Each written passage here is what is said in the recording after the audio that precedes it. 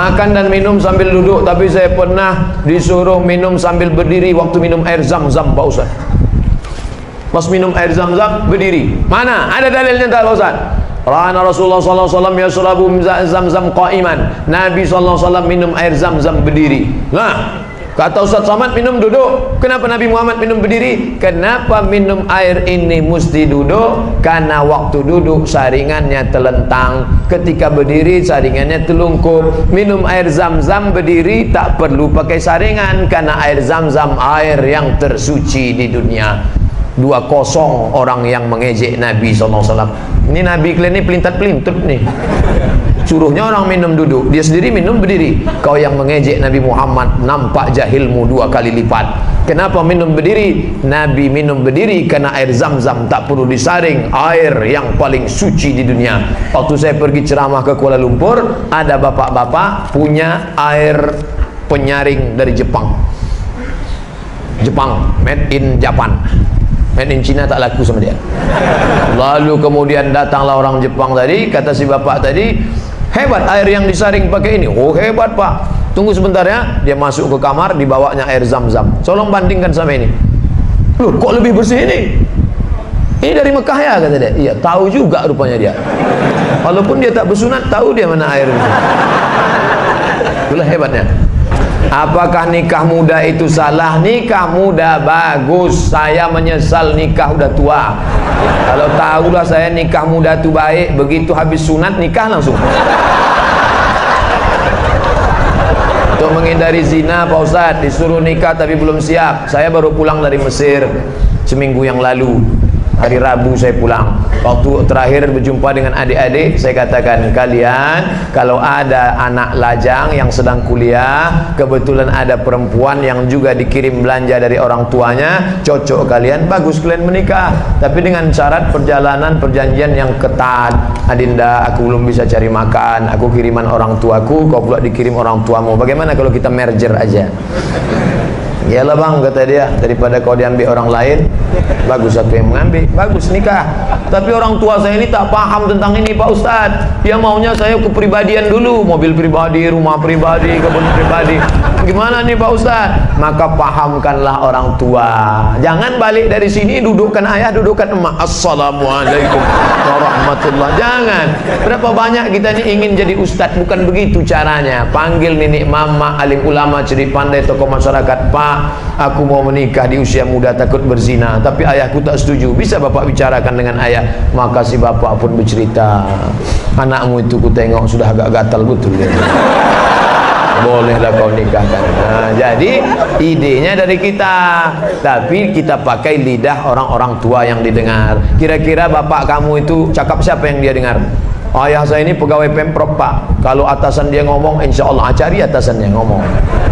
Ayah saya ini ngefan betul sama Ustadz Fulan Pak. Panggil Ustadz itu, suruh Ustadz.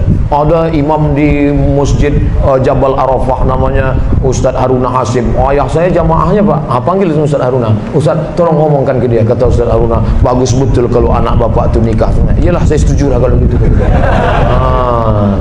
Gimana cara menghadapi suami yang susah bangun untuk sholat subuh Pak Ustadz? Idealnya, ini yang bertanya ini pasti perempuan. Idealnya bapak tuh yang membangunkan ibu. Diambilnya air, memercikkan air ke wajah ibu untuk ngajak tahajud. Bangun! Itu kalau nikahnya udah 20 tahun. Tapi kalau yang baru pengantin baru kemarin, wake up my honey, wake up my darling, mestinya begitu. Tapi nasib ibu apa boleh buat, jangan ibu mengutuk nasib. Bagaimana Pak Ustadz? Dalam hadis pun dikatakan sebaliknya, si istri pun boleh memercikkan air, cuman hati-hati, takutnya dia preman tengik ditembak ibu. Oleh sebab itu bang, abang sholat lah bang, aku tak mau sekamar sama babi hutan bang. Bayanglah bang, sekarang umur ini cepat matinya bang. Karena ada lagunya tuh bang, orang kaya mati, orang miskin mati, orang mati, abang pun akan mati. Sembayanglah bang. Nah, insya Allah sembayang dia. Tengoklah tuh bang, ada orang batuk mati, minum kopi mati. Masa ada orang minum kopi mati? Ya kopi Mirna kemarin mati dia bang. Saya ingin mendaftar haji seizin suami saya. Apakah boleh saya berangkat haji tanpa suami atau tanpa mahram, Pak Ustaz? Pendapat Imam An-Nawawi dari kalangan mazhab Syafi'i, kalau keberangkatan itu untuk haji dan ada aman perjalanan, maka boleh tanpa mahram. Aman, suami izin, aman perjalanannya. Ada ketua kloter, ada tim pembimbing ibadah, ada dokter, 3 orang yang dibiayai oleh negara, lalu kemudian pula ada security, aman, maka boleh berangkat. Bukan kata Abdul Somad, jangan salahkan Abdul Somad. Saya ngutip-ngutip aja nih. Kalau mau marah-marah sama imam-imam, jangan sama saya. Mohon jelaskan tentang pajak 2,5%. Mana ada pajak 2,5%? 15% pajak. Pajak pendapatan itu zakat.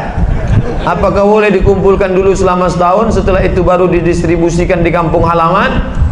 Maka zakat itu siapa yang kena zakat? Yang berpenghasilan 85 gram. Ingat, 85, 85, 85, 85, 85. Jangan keluar dari sini jadi 58. Dalam perjalanan hidup ibu bapak tahun 85, apa yang paling berkesan? Ingat itu, 85 gram emas. Kalau penghasilanku sebanyak itu, maka aku sudah kena zakat. 85 gram sekarang harga emas 500.000, maka 85 kali 500 sama dengan 42.500.000. Dibagi 12 bulan, 42.500.000 bagi 12 sama dengan 3.600.000. Payah ngitung 3.600.000, 4 juta. Siapa yang berhasilan 4 juta, keluarkan zakat 2,5%, 25.000, 25.000, 25.000, 25.000. Yang punya zakat, yang punya duit 4 juta, zakatnya 100.000. Pak Ustadz, saya keluarkan 100.000 tiap bulan atau total 1.200.000? Bagus tiap bulan. Kan sama aja 1.200.000. Jumlahnya sama, setannya beda. Kalau 100.000 ringan, tapi kalau sudah 1.200.000, allazi waswisu fi sudur. Mau kemana bro? Mau bayar zakat. Berapa? 1.200.000. HP Android 1.300.000. Tengok, kalau jin yang menggoda kita, bisa kita bacakan ayat kursi. Ini kawan sekantor kita, kita bacakan sama dia, hafal pula dia dari kita lagi. Maka kalau kita bacakan Allahul Qayyum la ta'khudhuhu sinatun. Kenapa kau bacakan aku? Aku mau bayar zakat, kau goda-goda juga. Tulis besar-besar nih, jangan menggoda saya karena saya rentan tergoda. Seandainya uang pajak pendapatan 2,5% boleh dikumpul, apakah bisa penggunaannya dialihkan untuk membeli kurban? Ini orang terlalu cerdas. Sekali dayung 2-3 pulau terlampau. Hanya zakat saja untuk zakat. Adapun untuk kurban, kau berkurbanlah saudaraku. Berkurban itu hukumnya wajib menurut mazhab Hanafi. Alhamdulillah. Menurut mazhab Maliki, Hambali, Syafi'i, sunat muakkad. Saya Syafi'i. Kurbanlah. Fasalli li rabbika wanhar. 2,5 juta. Ingat, duit yang kau simpan tak mau keluar, akan keluar juga dengan caranya sendiri. Meletuplah ban, datanglah sakit. Saya bukan nakut-nakuti. Peganglah, silakan, akan keluar dengan caranya sendiri. Ingat, tengok, waspada. Saya ingin mengakikahkan anak saya, tapi saya belum diakikahkan. Mana yang lebih utama? Mengakikahkan anak saya karena biaya tak cukup, Pak Ustaz. Akikah saya itu tanggung jawab ayah saya. Akikah anak saya itu tanggung jawab saya. Ketika saya punya duit 2,5 juta, saya lunasi tanggung jawab ayah saya atau tanggung jawab saya? Tanggung jawab saya. Saya punya duit 2,5 juta, anak lahir, maka saya akikahkan anak saya. Setelah saya akikahkan anak saya, rezeki bertambah, sekarang ada duit 5 juta, 2 ekor kambing, maka saya boleh mengakikahkan diri saya. Bapak ibu yang belum akikah, malam ini ada duit, langsung cari kambing, www.kambing.com. Assalamualaikum Pak Kambing. Salam. Bisa tolong carikan kambing ya besok. Besok siapa yang mau akikah besok, tolong kirim alamat, saya insya Allah datang ke sana. Tapi kalau umur sudah 40-30, akikah saja, jangan minta ayun pakai marhaban. Marhaba ayyanun. Oh, sangka yang diayun cucu. Oh, penyatuknya itu duduk. Apa hukumnya mengakikahkan anak yang sudah meninggal dunia? Kalau anak itu sudah ditiupkan roh, umur berapa ditiupkan roh? 40 hari air, 40 hari darah, 40 hari daging, 120 hari, gugur dia 5 bulan, atau setelah lahir 2-3 hari, mau diakikahkan orang tuanya, hukumnya mubah. Kalau 7 hari sunnah, tak bisa 7 hari 14, tak hari ke-14 21 tak bisa, tak usah tengok tanggal lagi. Uwais Al-Qarni, dalam hidup kumpul berjamaah pasti banyak perbedaan pendapat. Bagaimana menyikapi orang yang suka menjudge orang lain sebagai ahli bid'ah? Tolong berikan penjelasannya. Kalau bisa berikan rujukan dalilnya.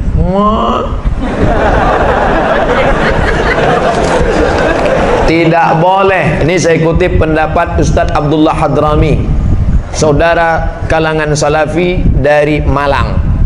Apa kata Ustaz Abdullah Hadrami? Murid langsung Syekh Ibnu Utsaimin, 4 tahun mulazamah dengan Syekh Utsaimin di Makkah, di Saudi Arabia. Jangan menuduh saudaramu pelaku bid'ah kalau perbuatan itu tidak disepakati ulama bahwa dia bid'ah.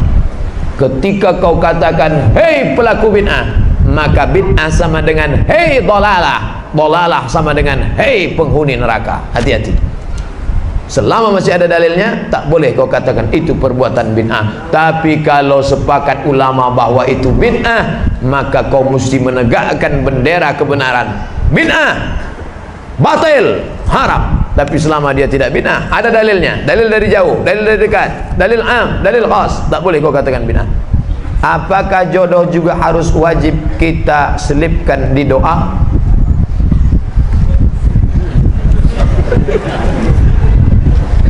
Minta rezeki kepada Allah. Allahumma rzuqna rizqan halalan thayyiba. Istri itu rezeki atau tak rezeki? Rezeki, duit rezeki, kebun rezeki, istri rezeki. Makanya kita diajarkan doa, Rabbana hablana min azwajina, berikan kepada kami istri, wa zurriyatina, anak-anak, qurrata a'yun, yang sejuk dipandang mata. Keluar kita dari rumah panas, begitu menengok dia sejuk mata kita menengok. Masya Allah. Sedang lelah di kantor ditekan atasan, di jalan kena razia pula. Begitu sampai di rumah datang dia membawakan sejuk rasa abang. Iya bang, baru hidupkan nasi gitu. Maka mintakanlah. Boleh saya sebut namanya Pak Ustadz? Boleh, tapi jangan kuat-kuat. Ya Allah, berikanlah aku istri yang salihah. Selama ini saya makan haram biarpun sikit. Setelah mendengar ceramah Ustadz, saya mau berubah, nggak akan makan haram lagi. Mantap, mantap. Kalau andai dia kirim ke WA, saya kasih 3 jempol. Apakah masih ada efeknya nanti kepada anak-anak saya Pak Ustadz? Illa man taba, siapa yang taubat, wa amana, beriman, wa amila amalan salihah, beramal soleh. Taubat, beriman, beramal soleh. Ulaika yubaddilullahu sayyiatihim hasanat, diganti Allah yang buruk-buruk dulu menjadi yang baik-baik. Mudah-mudahan kita termasuk yang itu insyaallah. Saudaraku, yang kau sudah azam taubat, diganti Allah yang buruk-buruk dulu menjadi yang baik. Malam ini kau ambil wudu, kau sholat tahajud, kau menangis bersimpuh bertasbih, astagfirullahaladzim, astagfirullah, astagfirullahaladzim. Kenapa bang menangis bang? Itulah tak kau kasih juga kau nikah lagi. Sangka minta ampun mau dosa, itu juga yang mau. Saya Hadi dari Papua Barat, jauh, tepatnya di Raja Ampat. Saya mau bertanya Ustadz, bagaimana cara bertaubat dengan fulus? Oh tulus, 2 pula dikasihnya F, sangka. Rukun taubat. Pertama, an-nadamu fil qalbi, menyesal dalam hati. Menyesal. Yang kedua, al-iqraru bil lisani, dengan lidah. Astaghfirullahalazim. Agak panjang. Astaghfirullahalazim alladzi la ilaha illa huwal hayyul qayyum wa atubu ilaih. Yang lebih panjang. Allahumma anta rabbi la ilaha illa anta khalaqtani wa ana 'abduka wa ana 'ala 'ahdika wa 'adika mastata'tu. A'udzubika min syarri ma sana'tu abu laka bi ni'matika 'alayya wa abu bi dhanbi. Faghfir li fa innahu la yaghfiru dzunuba illa anta. Tak hafal saya Pak Ustaz, cari di Google. Sayyidul Istighfar, enter, print, cetak, tempel. Di mana sering ditengok-tengok? Kebetulan di kantor, tempel kantor. Allahumma anta rabbi. Ibu-ibu yang masak tempel dekat kuali. Allahumma anta rabbi la ilaha illa anta khalaqtani wa ana 'abduka wa ana 'abduka. Al-iqraru bil lisan, an-nadam bil qalbi, menyesal dalam hati. Al-iqraru bil lisan dinyatakan dengan lidah. Al-itmaru alla ya'uda ilaihi abadan, bertekad kuat tidak akan balik kepada perbuatan ini. Istighfar. Ayolah bro, kita ke karaoke malam ini. Tidak. Aku kalau sudah aku katakan taubat kepada Allah, sekalipun ke karaoke ini tidak, sekali tidak. Kami yang bayar. Ayolah.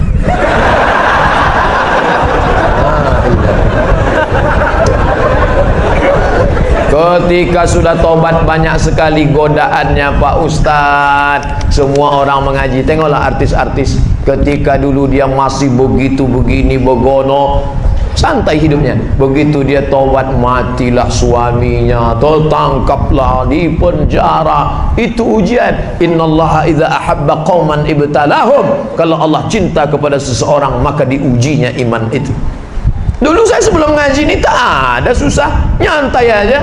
Begitu saya ikut pengajian Pak Ustaz, la ilaha illallah, pas balik helm hilang. Sabar saudaraku, karena ujian itu hanya akan menghapuskan dosa-dosamu di masa yang lalu. La yusibul mu'min bin nasabin wala wasabin wala saqamin wala syaukin yastakuha. Sakit, gundah gulana, kehilangan, sampai duri yang menusuk tapak kakimu. Allah menghapuskan segala dosa-dosamu di masa yang lalu. Mana ada dosa saya? Mana dosa saya? Ketika kau mengaku tak berdosa, saat itu kau sedang berdosa. Bagaimana cara kami yang muda untuk saling mengingatkan untuk taubat dengan tantangan zaman masa kini? Antum tak perlu ceramahi saudara antum. Antum cukup ajak dia pengajian. Dia tak mau diajak pengajian Pak Ustaz. Dulu ngaji mesti di masjid. Sekarang kata Kunto Wijoyo, santri tanpa pesantren. Kok bisa? Di kamar, berapa banyak jamaah yang saya jumpa di tepi jalan. Saya nongkrong di tepi jalan. Saya kalau nongkrong di tepi jalan, saya tak begini, peci saya buka, pakai baju kemeja, tangan saya gulung. Banyak orang sangka ini macam mirip Ustaz Somad. Kita sedang makan, tiba-tiba datang anak muda, pakai celananya cuma sampai lutut. Ini hilang, tak kemana hilangnya. Hilang. Yang atas ni panjang, ikatnya sampai sini. Pakai anting. Pas saya sedang makan, ditengoknya saya lama. Saya dah curiga ini intel nampaknya. Ditengoknya lama. Lama-lama mendekat, dia disalaminya saya. Ustaz, saya sering nengok video Ustaz. Ternyata mereka tak ke masjid, tapi mulai mendengar. Saya yakin mereka akan merubah. Kirimkan. Aku tak suka lah ceramah Ustaz Somad itu. Aku lebih suka ceramah Buya Yahya. Dia pakai sorban, pakai jubah 2 lapis. Itu style, dia suka dia. Jangan paksakan mesti ikut Ustaz kita. Aku sukanya Ustaz yang janggut panjang-panjang lah, kata dia. Dia serah. Itu pintunya saja. Yang penting dia menuju kebaikan jalan Allah Subhanahu wa taala. Jadi jangan balik dari sini kalian kumpulkan kawan-kawan. Sini kawan-kawan. Assalamualaikum warahmatullahi wabarakatuh. Tak bisa gitu. Kawan-kawan itu bukan dia respect, malah lucu ente gitu. Usulkan ke ketua masjid, Pak ketua masjid, ini kan di lingkungan kita ini banyak anak-anak muda. Sementara jadi lidahnya lidah ketua masjid yang dipakai. Dekati Pak RW, dekati Pak RT. Pak RW, Pak RT, gimana kalau subuh Ahad nanti kita buat pengajian, anak muda kita undang ustadznya? Boleh kata Pak RW, kata Pak RT. Aku pun anakku ni pusing, aku nengok dia tak pernah sholat subuh. Nah, acaranya apa kita buat? Pelatihan mandi jenazah Pak. Oh jangan. Latihan mandi jenazah mahal itu modalnya, kata Pak RW. Kita nanti beli bonekanya lagi, berapa harga boneka untuk mandi? Tenang aja Pak RW, tak usah pakai boneka, anak Pak RW itu kita mandikan.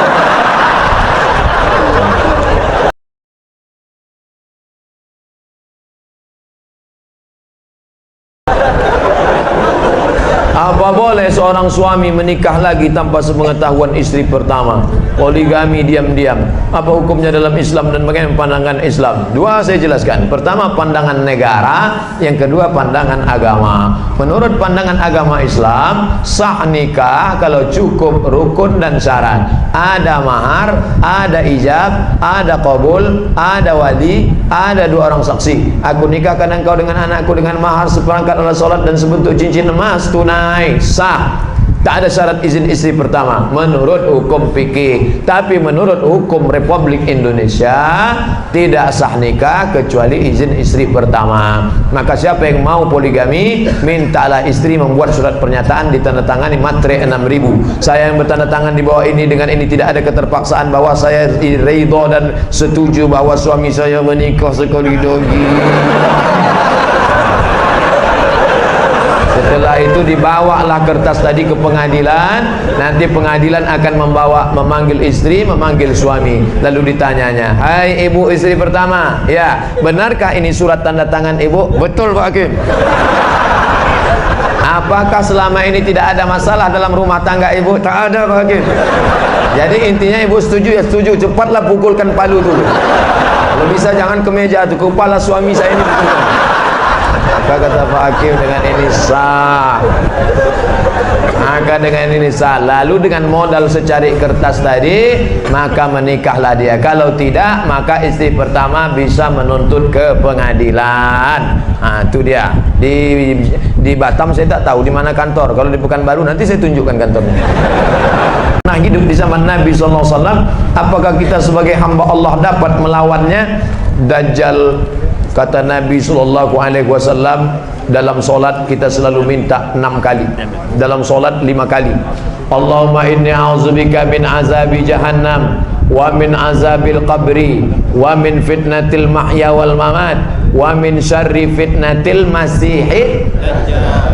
Kenapa ada Al-Masih di belakangnya? Al-Masih Isa, Al-Masih Dajjal. Karena bentuknya sama macam Al-Masih Isa, tapi dia Dajjal yang palsu. Ini HP Samsung, iya. Ini yang palsu, Samsung Dajjal. Ini kamera Sony, iya. Ini Sony yang palsu, Sony Dajjal. Jadi Dajjal itu artinya palsu. Al-Masih asli, Al-Masih Isa. Allahumma inni a'udzubika min azabi jahannam wa min azabil qabri wa min fitnatil mahya wa min syarri fitnatil masihid dajjal.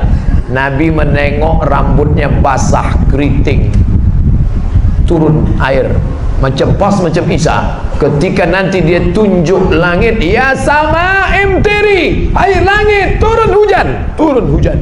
Ya ardi umbuti, hai tanah tumbuh tanaman, tumbuh tanaman. Ada orang mati ditunjuknya, ya mayat qum, hai mayat qum, tegak, bangun engkau. Mayat itu pun tegak berdiri, persis macam Nabi Isa. Tapi bedanya apa? Benar kata dia, batil.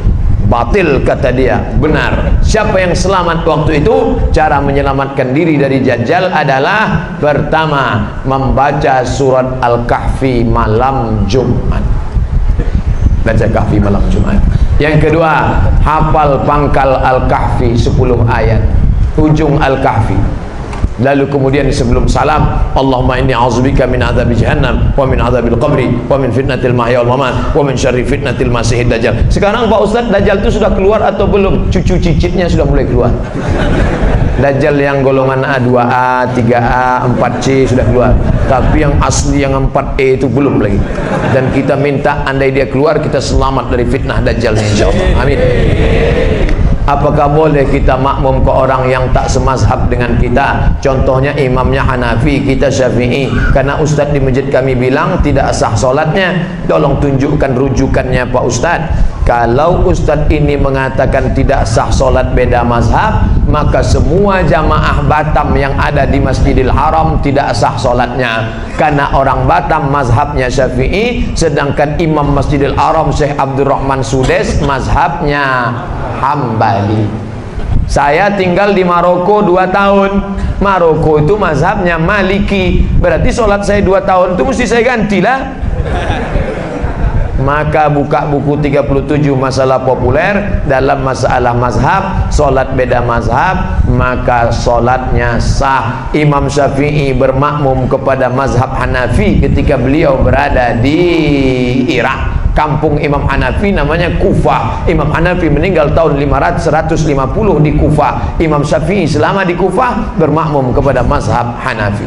Saya tak fanatik terhadap mazhab. Idza qanatal imamu faqanata. Kalau saya salat subuh di masjid, mazhab saya Hambali, imamnya mazhab Syafi'i, imamnya berkunut. Bagaimana sikap saya, Syekh? Kata Syekh Ibnu Utsaimin di Saudi Arabia, kalau imammu berkunut, angkat tangan kau ucapkan amin. Allahumma hdina fi man hadait, amin.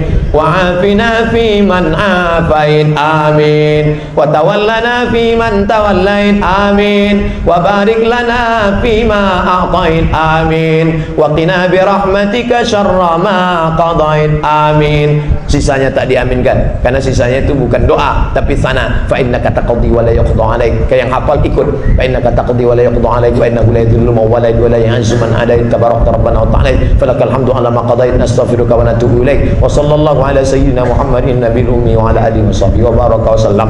Yang tak hafal gerakkan aja.